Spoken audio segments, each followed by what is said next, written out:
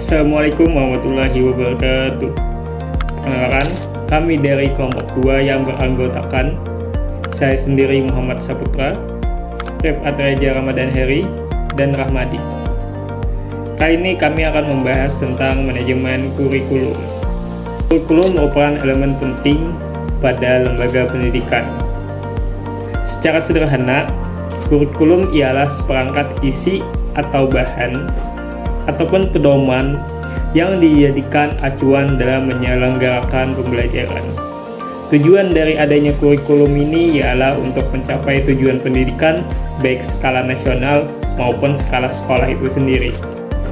Untuk bisa mencapai tujuan pendidikan mulai dari skala nasional ataupun skala sekolah, maka tentu saja kurikulum harus dikelola dengan baik, mulai dari perencanaannya hingga pada tahap evaluasi.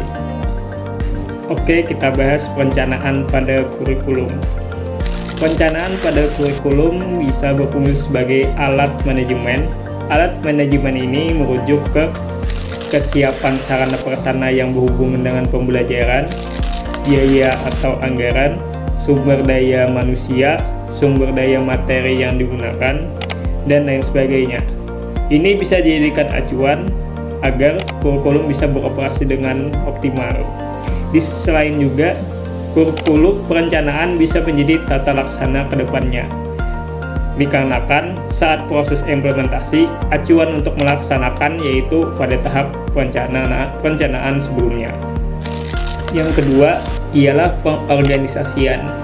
Pengorganisasian kurikulum di sini mengacu pada desain kurikulum, yaitu untuk memudahkan peserta didik atau siswa dalam memahami pembelajaran. Ada beberapa hal yang harus dipertimbangkan dalam mendesain kurikulum ataupun pengorganisasian kurikulum, yaitu yang pertama, ruang lingkup.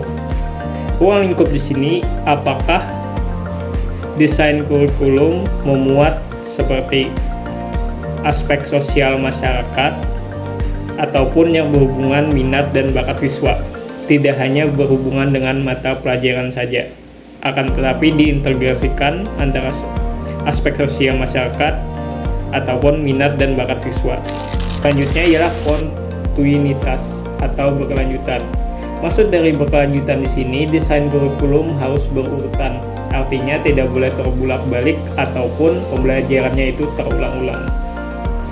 Yang ketiga itu ialah harus adaptif. Maksud dari adaptif ini ialah kurikulum harus sesuai dengan zamannya. Karena sekarang menggunakan teknologi, maka kurikulum harus diintegrasikan dengan teknologi juga. Yang keempat, alokasi waktu.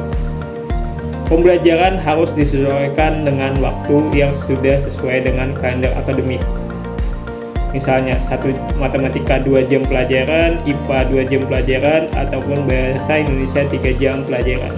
Nah, itu ialah hal-hal yang harus dipertimbangkan dalam mendesain kurikulum. Oke, jadi di bagian ini akan membahas bagaimana implementasi kurikulum Merdeka Belajar dilakukan di UPT SMP Negeri 2 Parepare. Proses ini melibatkan perencanaan, pengorganisasian, pelaksanaan, dan evaluasi. Guru-guru diberikan kebebasan dalam memilih materi yang sesuai dengan kebutuhan siswa, serta mengembangkan pembelajaran yang lebih partisipatif dan berbasis proyek. Jadi fokus pada pembahasan kali ini akan memfokuskan pada proses konkret dalam menerapkan kurikulum, seperti penggunaan modul, pembelajaran berbasis proyek, dan pengembangan kompetensi siswa. Langsung saja, mari kita bahas ke pembahasan pertama yang membahas tentang perencanaan. Jadi, proses implementasi manajemen kurikulum Merdeka Belajar. Dalam perencanaannya, sekolah menyusun perencanaan kurikulum dengan melibatkan kepala sekolah, wakil kurikulum, dan guru. Rencana pembelajaran disesuaikan dengan capaian pembelajaran yang dikeluarkan oleh Kemendikbud. Ada pemetaan kompetensi, tujuan pembelajaran, dan penyusunan modul ajar. Dalam perencanaan ini juga dimasukkan kegiatan proyek pembuatan profil pelajar Pancasila, yaitu yang kita sebut sering P5, yang menjadi ciri khas kurikulum Merdeka. Lalu ada pengorganisasian. Jadi pada pengorganisasian ini guru diberi keleluasaan untuk memilih metode, bahan ajar, dan cara asesmen. Sekolah membentuk tim pengembang kurikulum yang berkoordinasi secara rutin. Pengorganisasian waktu belajar menjadi lebih fleksibel karena tidak terikat sepenuhnya oleh jam pelajaran tradisional.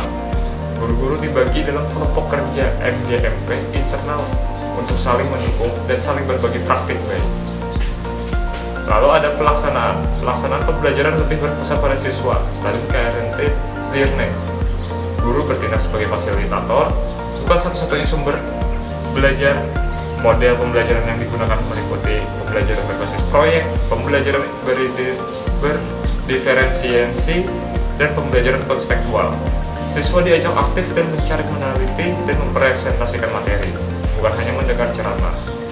Untuk contoh konkretnya, seperti dalam pembelajaran IPS, siswa diminta membuat proyek sosial bertema kearifan lokal masyarakat Parepare yang melibatkan wawancara dan observasi ke masyarakat sekitar. Dalam pelajaran IPA, siswa tidak hanya membaca buku, tapi melakukan eksperimen sederhana dan membuat laporan hasilnya. Lalu di bagian evaluasi berkala, guru melakukan asesmen formatif dan sumatif sesuai dengan karakteristik siswa. Refleksi dilakukan secara rutin oleh guru dan siswa untuk melihat perkembangan dan tantangan yang dihadapi. Sekolah juga mengadakan supervisi pembelajaran dan diskusi antar guru untuk perbaikan berkelanjutan. Untuk tantangan dan implementasi kurikulum Merdeka Belajar, ada beberapa yang meliputi, yaitu kesiapan guru, minimnya sumber daya, waktu adaptasi, dan pemahaman orang tua. Jadi solusi dalam 4 poin tantangan tadi ialah: yang pertama, untuk tantangan kesiapan guru, solusinya ialah pelatihan guru secara berkelanjutan. Guru-guru mengikuti workshop pelatihan dan kegiatan MGMP internal yang fokus pada pembelajaran berdiferensiasi dan pembuatan modul ajar. Lalu ada penguatan kolaborasi. Tim pengembangan kurikulum bekerja sama dengan dinas pendidikan dan guru dari sekolah lain untuk saling bertukar praktik. Baik, ada forum rutin untuk diskusi kendala dan solusi implementasi. Lalu ada pemanfaatan sumber lokal. Untuk mengatasi keterbatasan modul, guru-guru membuat bahan ajar sendiri yang relevan dengan konteks lokal. Proyek-proyek siswa diarahkan ke potensi yang ada di lingkungan sekitar, sehingga tidak membutuhkan alat atau biaya yang besar. Untuk tantangan pemahaman orang tua, kita kasih solusi, yaitu sosialisasi kepada orang tua. Sekolah melakukan pertemuan rutin dengan wali murid untuk menjelaskan tujuan, metode, dan manfaat kurikulum Merdeka. Orang tua dilibatkan dalam kegiatan P5 agar mereka memahami perubahan yang terjadi. Jadi itu saja dulu dari saya dalam pembahasan proses implementasi kurikulum Merdeka Belajar. Akan dilanjutkan di video selanjutnya. Di materi yang ketiga ini, saya akan membahas yaitu mengenai evaluasi implementasi kurikulum. Nah, yang pertama di sini ada tujuan evaluasi. Evaluasi dilakukan untuk melihat apakah kurikulum berjalan sesuai rencana, dampak pada siswa, dan apa yang perlu diperbaiki. Dan yang B di sini adalah siapa yang melakukan evaluasi dan bagaimana caranya. Oke. Jadi di sini caranya itu yang pertama ada guru yang terlibat untuk melakukan saat proses belajar. Yang pertama di sini ada guru di mana melakukan penilaian saat proses belajar dan di akhir proyek. Yang kedua, mengajak siswa refleksi apa yang mereka pahami dan belum dipahami. Nah, di sini ada yang terlibat yaitu pihak sekolah. Kepala sekolah mengamati langsung ke atas diskusi dengan guru dan siswa. Membuat laporan perkembangan. Di sini ada keterlibatan orang tua.